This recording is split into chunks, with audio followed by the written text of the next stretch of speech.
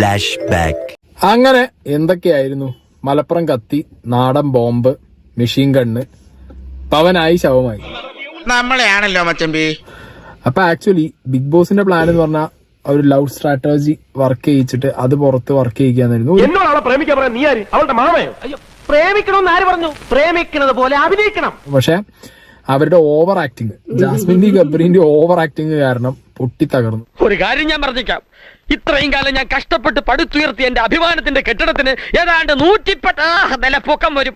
അതിലേക്ക് നീ നിന്റെ തോന്നിയമാസത്തിന്റെ ഫ്ലൈറ്റ് ഇടിച്ചു കയറ്റി തകർത്ത് തരിപ്പണമാക്കാനാണ് ഭാവമെങ്കിൽ എന്റെ ഉള്ളിലെ കവിയല്ല കൊലപാതക നിനക്ക് കാണേണ്ടി വരും. അവർ അൺടിൽ അൺലെസ് ഇതൊരു പ്രേമമാണെന്ന് പറയാത്തടത്തോളം കാലം ഫ്രണ്ട്ഷിപ്പിന്റെ ആ ഒരു മെറിറ്റ് സ്കെയിൽ വെച്ചിട്ട് തന്നെയാണ് ഇത് ഞാൻ കാണുള്ളൂ. ഓക്കെ, ഈ അപ്പൻ എന്താ ഈ കാണിക്കുന്നത്?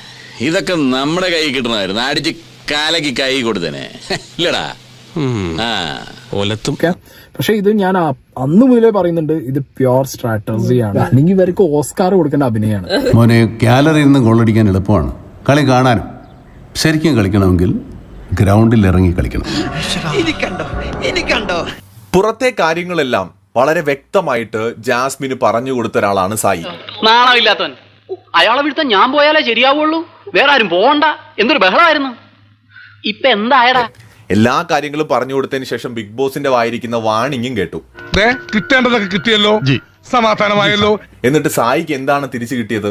ജാസ്മിന്റെ വക നോമിനേഷൻ.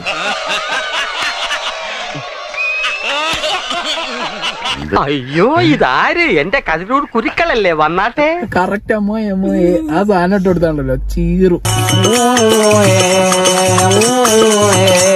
അങ്ങനെ എന്തൊക്കെയായിരുന്നു? മലപ്പുറം കത്തി, നാടൻ ബോംബ്, മെഷീൻ ഗണ്ണ്, ഒലക്കര മൂട്, അങ്ങനെ പവനായി ശവമായി. ഇവൻ ബുദ്ധിമാനാണോ അല്ല ബുദ്ധിരാക്ഷസനാണോ എന്നൊക്കെയുള്ള സംശയങ്ങൾ ഉണ്ടായിരുന്നേ.